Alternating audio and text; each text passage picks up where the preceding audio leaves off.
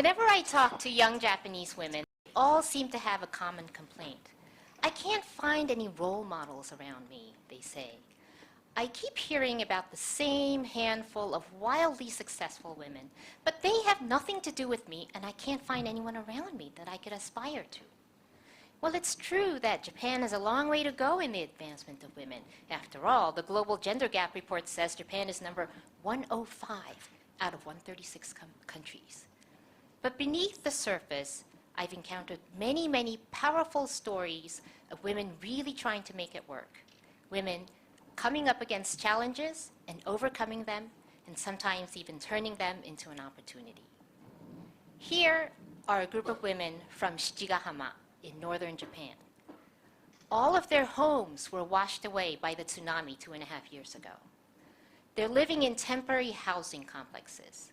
Their futures are uncertain.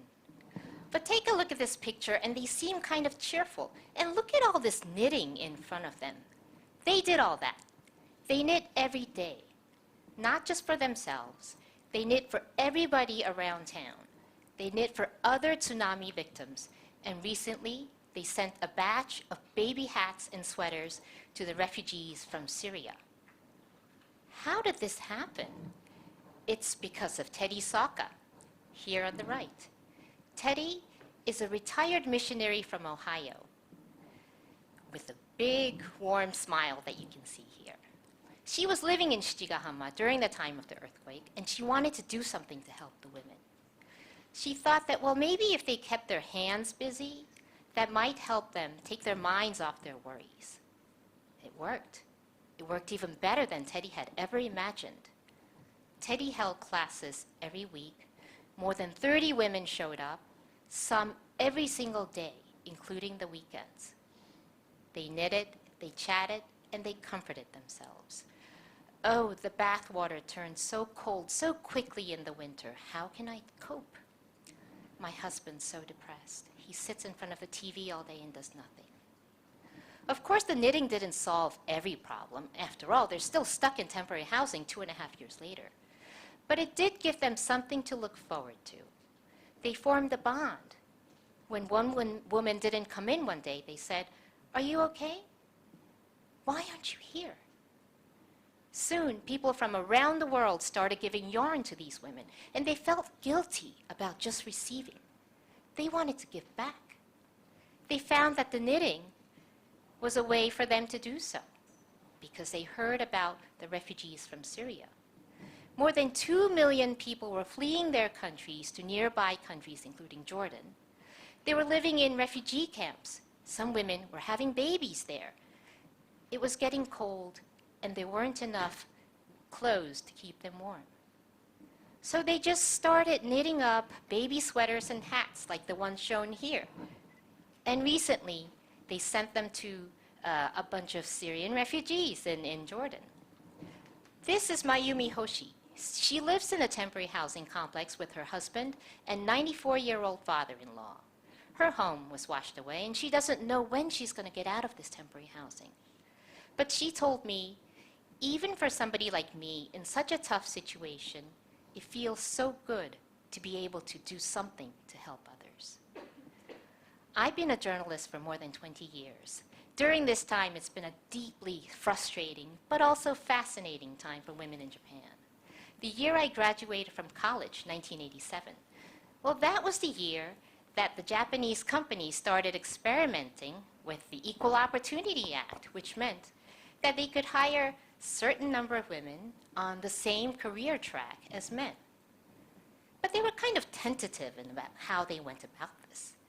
Imagine the frustration of a career track woman working for a bank who's told that she still has to wear company uniform, just like all the women clerks, because otherwise the clerks would get upset. I myself got discouraged by this, and I decided to join a foreign company.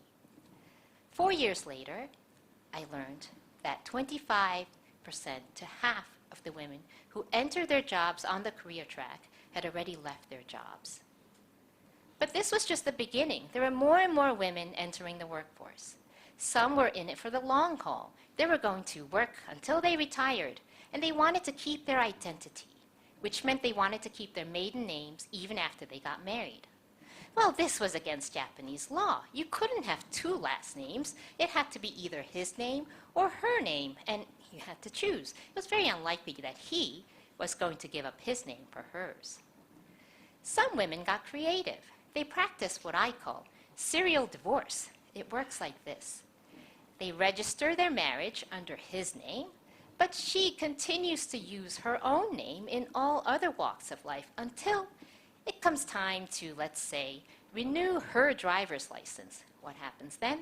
They file for divorce. She renews her driver's license, and then they get married again until it comes time for her to renew something else, like her passport, for instance, and it goes on and on. Well, it kind of gives you new ideas, doesn't it?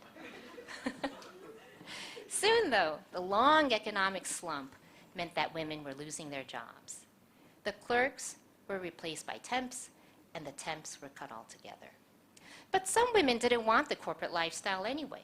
They wanted to found their own companies and do something that they enjoyed more, like doing your nails. Suddenly, the manicurist was a hot occupation. But it was a very competitive scene out there. To really stand out from the crowd, it helped to have a license, not just in Japan, but in prestigious US. So I followed a group of women who all boarded a plane, headed to New York, determined to get the New York State manicurist license. With them, they all had each one of these plastic hand mannequin things with long nails at the end so they could practice. Imagine the guy who opened up the luggage to check. Oh, gosh. They holed themselves up in the hotel room for a whole week to practice, polish, and they all passed with flying colors. The story that has stayed with me a long time after I wrote it is the journey of housewife Masako Torii. Masako was a well-off housewife who saw it as her life mission to tidy up the house and take care of her husband and 2 children. She collected Wedgwood chinaware, and she spent her New Year's vacations in Hawaii. Then her husband's business failed. For the first time in more than 20 years, Masako had to go find a job. She wrote up her resume. It had one job on it, flight attendant, that she got out of high school, but which she left when she got married, as was the rule back then for all flight attendants. The rest of her resume was blank. It took months and months for Masako to find a job, but she finally landed one as a hotel receptionist. It was a world that she knew little about and which had little tolerance for the likes of her. Her boss was her daughter's age, and she found that she was really bad at some of the basic things at work, like getting phone numbers down correctly and spelling people's names correctly. But Masako hung in there, and in the end, she found a way to make her mark. Remember, she used to be a flight attendant, which meant that she got grueling, intensive English language training, and nobody else at the hotel could speak English. So, whenever there was a foreign guest, it was Masako's turn to handle them. Masako's life also changed at home. Before, when her husband yelled ashtray, Masako would come and bring it over to him, even if it was right in front of his eyes. Now, after she started working, he was the one who had to take in the laundry that was hanging outside. One day, she ventured to ask him, "Oh dear, I'm so tired. Do you mind making coffee for me?"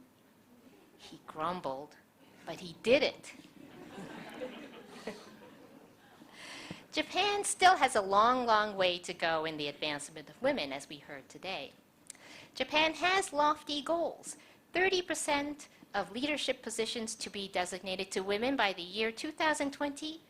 Well, last year, that number was 6.9% for companies with 100 or more employees, so there is a long way to go.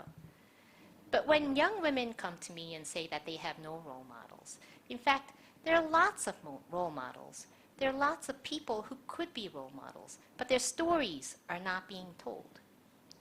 I've had to push and plead for people to tell me their stories. I say, "Can I interview you can I get your profile?" And they would say to me, "Me? Oh, but my story's so boring." I ask all of you here, don't say that. All of you in this room have fascinating stories to tell. Tell your stories to the young women around you. And if you're a young woman, ask about people's stories. Give them more examples so they could be empowered. And show them that there's more to be encouraged. Thank you.